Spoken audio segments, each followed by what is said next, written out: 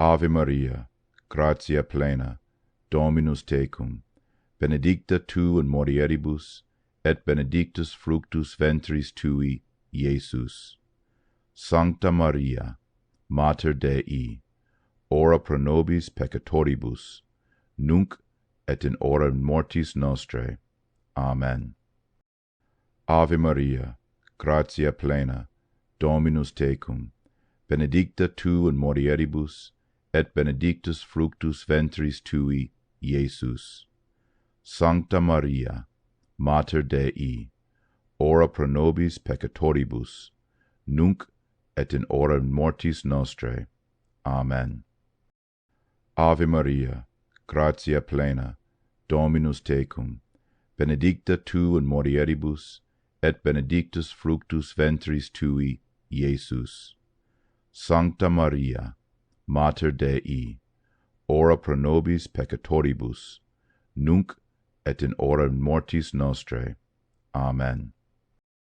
Ave Maria, gratia plena, Dominus tecum, benedicta tu in mulieribus, et benedictus fructus ventris tui, Iesus. Sancta Maria, Mater Dei, ora pro nobis peccatoribus, nunc et in hora mortis nostrae. Amen. Ave Maria, gratia plena, Dominus tecum, benedicta tu in mulieribus, et benedictus fructus ventris tui, Iesus. Sancta Maria, Mater Dei, ora pro nobis peccatoribus, nunc et in hora mortis nostrae. Amen.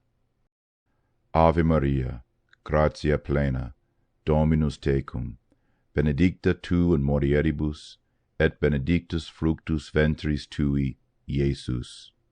Sancta Maria, Mater Dei, ora pro nobis peccatoribus, nunc et in hora mortis nostrae. Amen. Ave Maria, gratia plena, Dominus tecum, benedicta tu in mulieribus, et benedictus fructus ventris tui, Iesus. Sancta Maria, Mater Dei, ora pro nobis peccatoribus, nunc et in hora mortis nostrae. Amen. Ave Maria, gratia plena, Dominus tecum, benedicta tu in mulieribus, et benedictus fructus ventris tui, Iesus.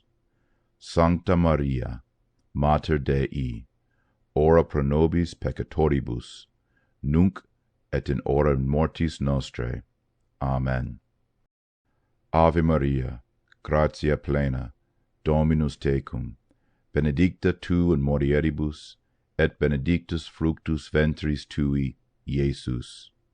Sancta Maria, Mater Dei, ora pro nobis peccatoribus, nunc et in hora mortis nostrae. Amen. Ave Maria, gratia plena, Dominus tecum, benedicta tu in mulieribus, et benedictus fructus ventris tui, Iesus. Sancta Maria, Mater Dei, ora pro nobis peccatoribus, nunc et in hora mortis nostrae. Amen.